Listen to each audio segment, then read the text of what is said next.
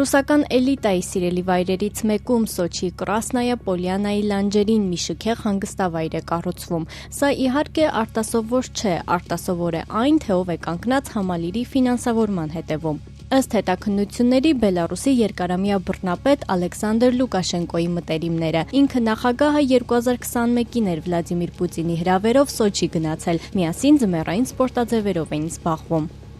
Այս 10 հեկտար հողատարածքը պատկանել է Բելարուսին, իսկ արդեն 2021-ին Ալեքսանդր Լուկաշենկոյի գաղտնի հրամանով վաճառվել է մասնավոր ռուսական ընկերությանը Complex Invest-ին։ Ազատություն ռադիոկայանի բելարուսական ծառայության տվյալներով շուկայականից ցածր արժեքով։ Հենց այս հողատարածքն է այժմ վերածվել VIP ամրոցի, պետության ղեկավարին վայել անվտանգության համակարգով։ Ընկերության սեփականատերը սկզբում թոշակառու մի կին է եղել՝ Ելենա Բորցևան։ Նա Լուկաշենկոյի վաղեմի դաշնակից գործարար Ուլյադիմիր Յապրինցևիի քենին է, բայց վերջերս սեփականությունն անցել է Ալեքսանդր Ռոմանովսկուն։ Նա էլ նախկինում աշխատել է նախագահի անվտանգությունում։ Հիմնական տան 3000 քառակուսի մետր մակերեսն ըստ ճարտարապետական նախագծերի ներառում է լողավազան, սաունա, մարզասրահ, բար, կինոթատրոն, բուխարիով եւ մեծ դաշնամուրով սենյակ, 2 ննջարան հյուրերի համար, եւս 1 հիմնական ննջասենյակ եւ այլ հարմարություններ։ Այս տարածքում ներդրումների մեծ հոսքը սկսվել էր դեռ